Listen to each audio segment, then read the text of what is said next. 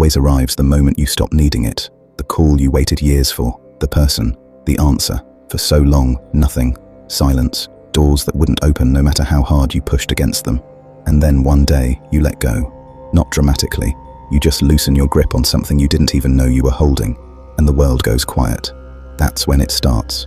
The things you chased begin moving toward you, slowly at first, then less slowly, and you sit there almost suspicious of your own life, asking, why now? Why the second I stopped trying? You've felt a version of this, maybe not all of it, but a piece, a moment where life rewarded the letting go and punished the grasping, and no one could tell you why. Tonight, I want to show you what's really happening underneath those moments. It isn't luck, it isn't magic, it's something quieter and far more real. Because once you see it, you stop arriving here by accident. Let's start with the word everyone throws around, but almost no one defines. Frequency. You've heard it 100 times. Raise your vibration. Match the frequency of what you want. It sounds beautiful and means nothing, the way most repeated things eventually mean nothing. So let me strip it down to something you can actually feel. Your frequency is not a mystical number floating above your head. It's the state you live in, the baseline hum of what you expect, what you fear, what you assume is coming next. It's the emotional weather you wake up inside before you've even opened your eyes. And here's the part that matters. That state isn't private. It leaks. It shapes how you move, how you speak, what you notice, what you walk right past without seeing. Think about the last time you were genuinely at peace. Not happy in a loud way, just settled. Did you notice how differently people responded to you? How problems that usually swallowed you whole suddenly looked smaller, almost manageable? You didn't change the world that day. You changed the state you were perceiving it from, and the world, obedient as a mirror, gave you back something that matched. Now flip it. Think about a day soaked in dread. Everything went wrong, didn't it? The coffee, the traffic, the tone in someone's message. But ask yourself honestly, did the day attack you? Or did you walk into it already braced for war, and so you found the war you were looking for? This is where the old spiritual language and the new science finally shake hands. Neuroscientists have a name for the brain's quiet machinery here. They call it predictive processing. Your brain is not a camera passively recording reality. It's a prediction engine. Before anything reaches your awareness, your mind has already guessed what it's about to perceive, based on everything you've ever felt before. You don't see the world. You see your brain's best guess about the world, and then you live inside that guess, as if it were the truth. Sit with that for a second, because it quietly rearranges everything. If your inner state writes the prediction, and the prediction becomes your reality, then the person living in fear and the person living in trust are not seeing the same world with different attitudes. They're standing inside two different worlds entirely. Same street, same people, two different realities, built by two different frequencies. So when someone says the universe started chasing them the moment they shifted, they're not lying, and they're not exaggerating. Something measurable changed. Their prediction engine started scanning for a different kind of evidence. The opportunities that were always there became visible. The people who were always reachable became reachable, not because the universe rewrote itself, because they finally tuned to a station that was broadcasting the whole time. But, and this is the layer most people miss, you cannot fake the station. You can't perform peace and expect the world to respond to the performance. The brain isn't fooled by the words you say to yourself in the mirror. It responds to what you genuinely, in your bones, expect. This is why affirmations fail for so many people. You stand there repeating, "Abundance flows to me," while every cell in your body still expects the bill, the rejection, the disappointment. And the world, reading your real frequency and not your slogan, keeps delivering what you actually believe is coming. That's the uncomfortable truth underneath all of this. You don't attract what you want, you attract what you are. What you've quietly decided is normal for someone like you. And the moment that changes, the moment your nervous system stops bracing and starts trusting, your whole signal changes with it. The chase reverses, not because you got louder, because for the first time, you got real. We'll go deeper into how that signal actually forms, and why most people spend their whole lives broadcasting one they never consciously chose. So if your frequency is the state you live in, the question becomes obvious. Who chose that state? Because you didn't wake up one morning and decide to expect scarcity. You didn't sit down at 7 years old and rationally conclude that love would always come with conditions, or that good things don't happen to people like you. And yet, for so many of us, those exact expectations run the whole show. Quietly, from underneath. Here's how it actually happens. Your nervous system learned its baseline long before you had the words to question it. In those early years, your brain wasn't trying to make you happy. It was trying to keep you safe. So it studied the room. It learned what got you love and what got you silence. It learned whether the world was a place you could relax into or a place you had to stay alert inside. And it took those lessons and burned them in deep, not as memories, but as settings, as the default temperature of your inner weather. And then something quietly tragic happens. The setting outlives the situation. The child who learned to brace grows into an adult who braces at a dinner table where no one is angry. The child who learned that needing things made them a burden grows into someone who can't ask, can't receive, can't let the good thing land. The danger is long gone. The frequency stays, and you walk through a life that is objectively safe, broadcasting a signal that says, I am not safe, I must not want too much, I must not hope too loudly. And the world, faithful mirror that it is, keeps handing you back exactly that. Carl Jung said something about this that I've never been able to put down. He said that until you make the unconscious conscious, it will direct your life, and you will call it fate. Read that slowly. You will call it fate. You'll call it bad luck. You'll call it, this always happens to me. You'll build an entire identity around the pattern. I'm just unlucky in love. Money slips through my fingers. Nothing ever works out for me. Never once suspecting that the pattern isn't being done to you. It's being broadcast by you. From a frequency you never consciously tuned, set by a hand that wasn't even yours. And this is the moment most people get angry, or sad, or both. Because it sounds like blame. It isn't. You didn't do this on purpose. No one does. You inherited a signal the way you inherited the shape of your hands. The difference, and this is the entire point, is that the signal can be retuned. The shape of your hands cannot. This is where neuroscience stops being depressing and starts being almost unbelievably hopeful. For most of the last century, science believed the adult brain was essentially finished, set, hardened. You were who you were. Then they discovered neuroplasticity, the brain's lifelong ability to physically rewire itself in response to experience and attention. Every thought you repeat lays down a path. Every state you return to wears that path a little deeper. The frequency you've been broadcasting isn't a sentence. It's a habit carved into tissue, and tissue, it turns out, can be reshaped. But here's the catch that keeps almost everyone stuck. The brain doesn't change because you understand the problem. You can know exactly why you brace, name every reason, trace it all back to the source, and still brace tomorrow. Insight is not transformation. Knowing the story of your frequency does not change your frequency. Only living in a new state, again and again until the path wears deep, does that. This is why the people who shift, really shift, describe it as a kind of practice, not a revelation. They didn't think their way to a higher frequency. They chose a new state and kept returning to it when the old one called them home. Slowly, the default moved, the weather changed, and one day they noticed the chase had reversed, and they couldn't even point to the moment it happened. Because that's how rewiring works, not in a flash. In the quiet repetition, no one's around to applaud. So the real work isn't learning what your frequency is. It's catching the exact moment your old programming tries to set it for you, and choosing in that small, invisible instant something else. And that instant is far stranger and far more powerful than it sounds. That instant. The one between the old reaction and whatever comes next. Let's go there, because that's where everything actually turns. Something happens. A message that stings. A door that closes. A silence that lasts a little too long. And before you've consciously decided anything, the old machinery fires. The chest tightens. The story starts writing itself. See, this is how it always goes.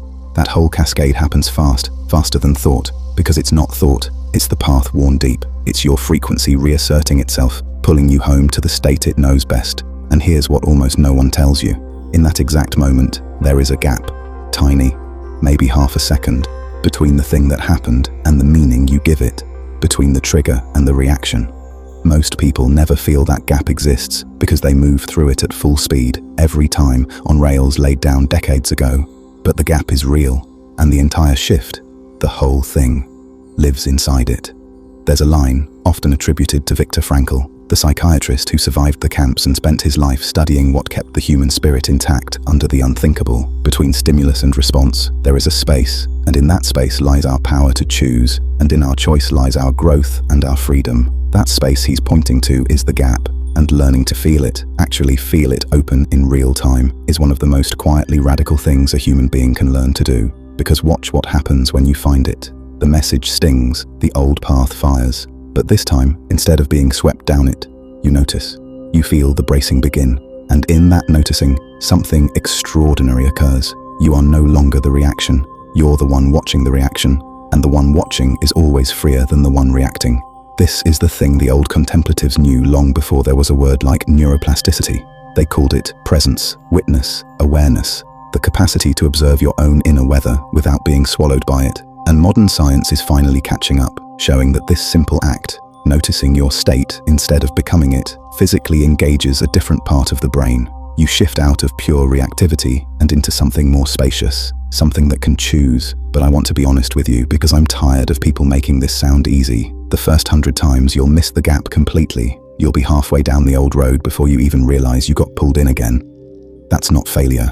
That's the work. The gap doesn't open because you understand it. It opens because you keep reaching for it, even after you've missed it, even when you feel like nothing's changing.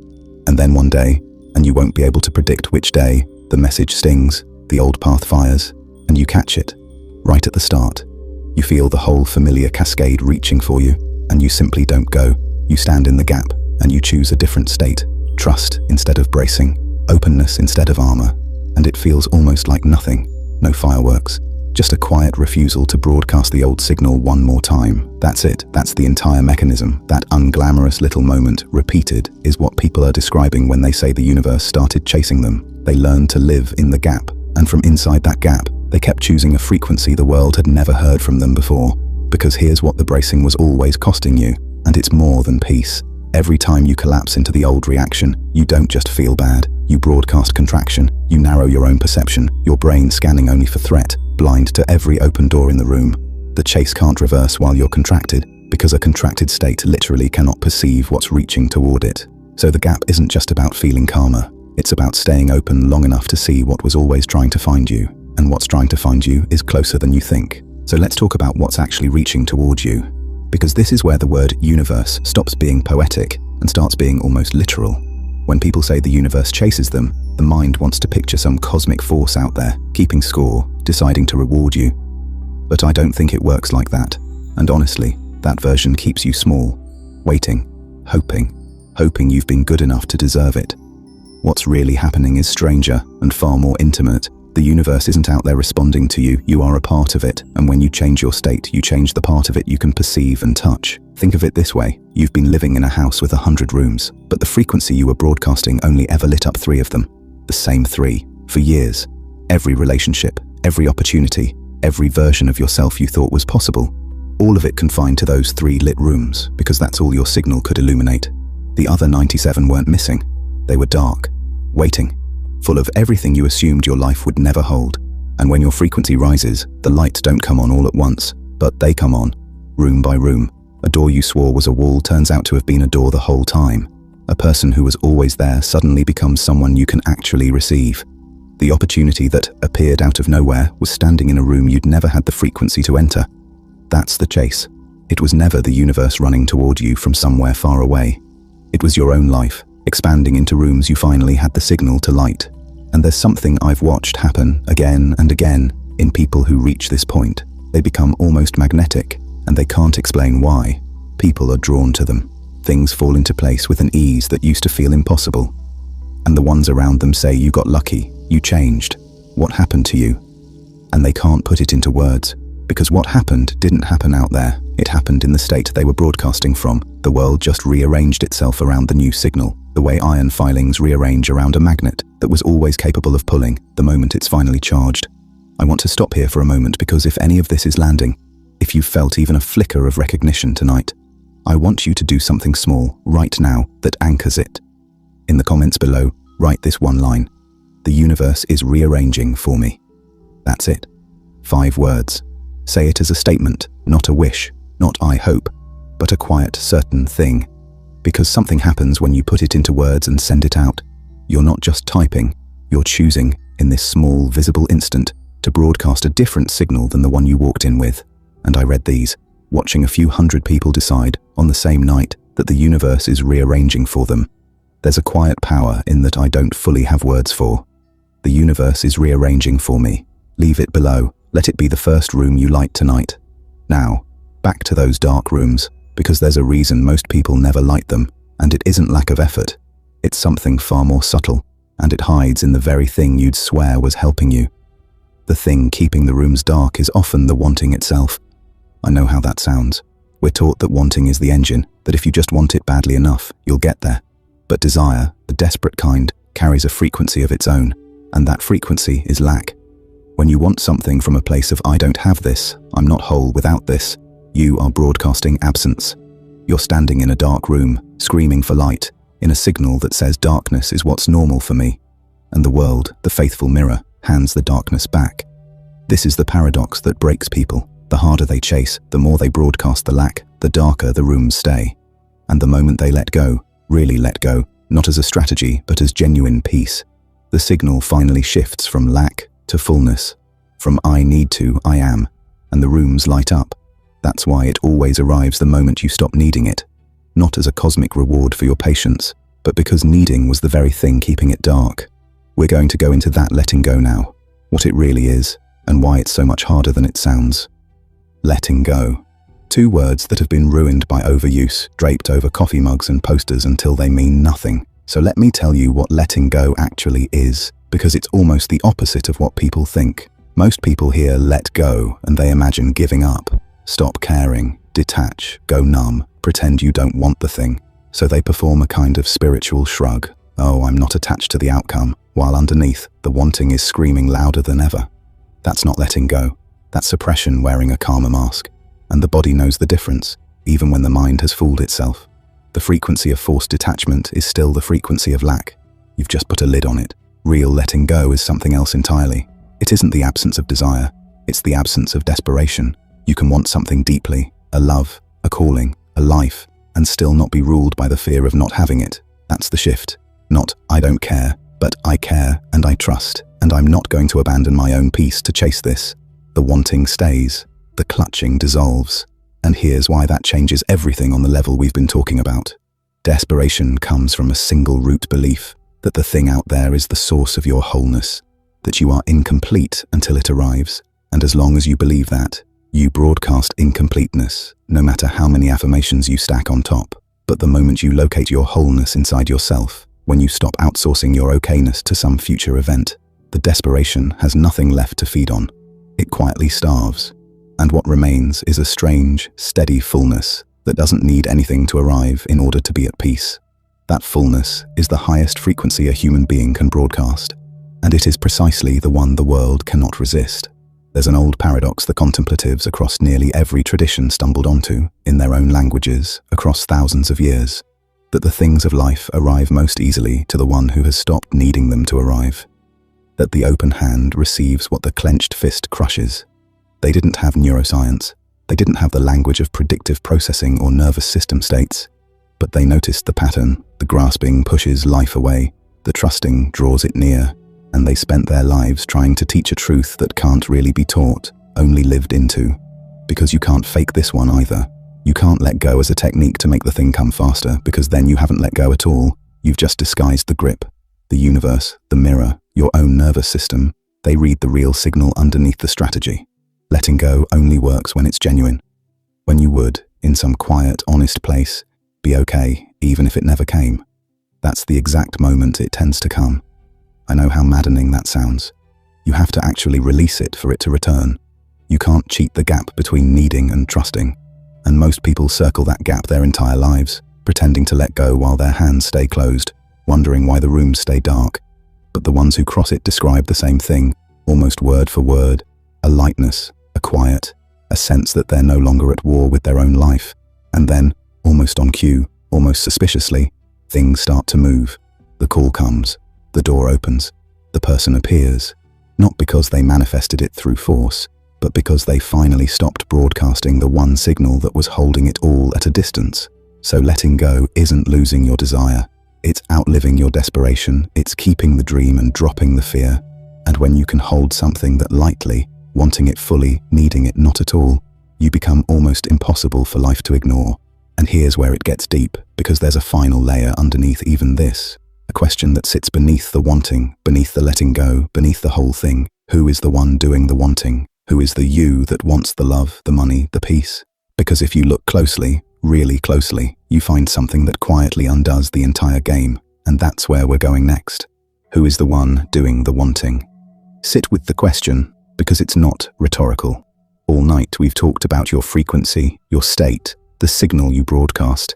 But there's a quiet assumption underneath all of it, that there's a you who has these states, a you who feels the fear, who does the bracing, who finally learns to let go. And we almost never stop to ask who that is. So try something with me. Right now, notice the feeling in your body as you listen. Maybe there's a little tension somewhere, maybe a stirring of hope or doubt. Now, who's noticing it? There's the feeling, and there's the one aware of the feeling. And those are not the same. The feeling comes and goes. The awareness watching it doesn't. It was there in your worst moments and your best.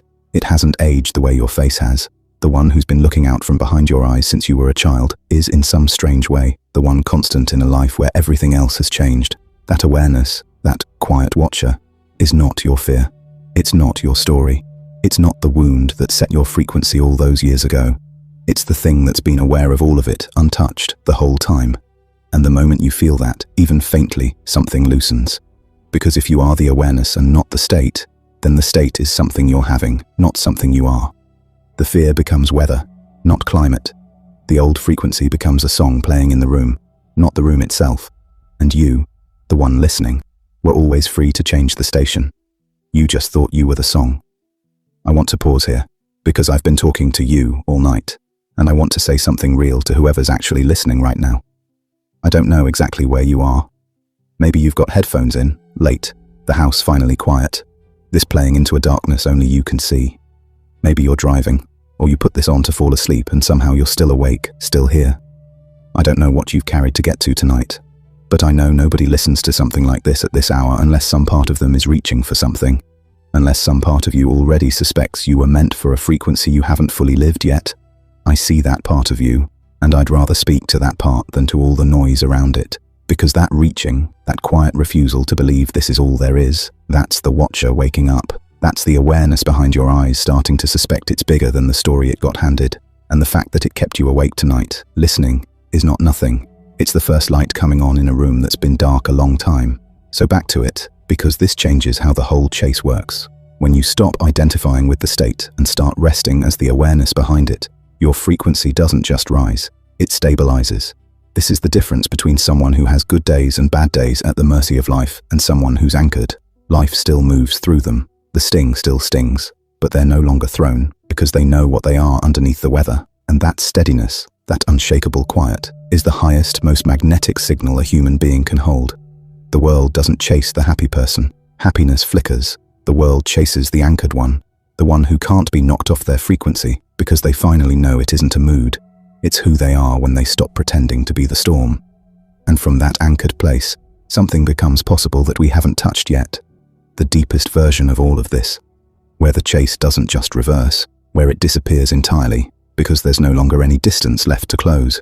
That's where we end. So here's what changes when you finally see yourself as the awareness instead of the weather. You stop performing peace and you become peace, not as a state you're trying to hold, but as what you are underneath the trying. The frequency rises not because you pulled yourself up by your bootstraps, not because you manifested your way to the top, but because you stopped being at war with yourself. You stopped identifying with the fear and started resting as the one aware of it. And that simple shift, that quiet de-identification, broadcasts a signal that sounds like home to every part of a life that was always meant to find you. The chase reverses, not because you're worthy, not because you finally earned it, but because you came back to what you actually are. Beneath the story, beneath the wound, beneath all of it. And what you are is not small. It is not separate. It is not in need. It simply is. And the world, sensing that, moves to align with it. This is what the people who describe being chased by the universe are really saying. They didn't get lucky. They got real. And there's more, far more into this than what we've touched tonight.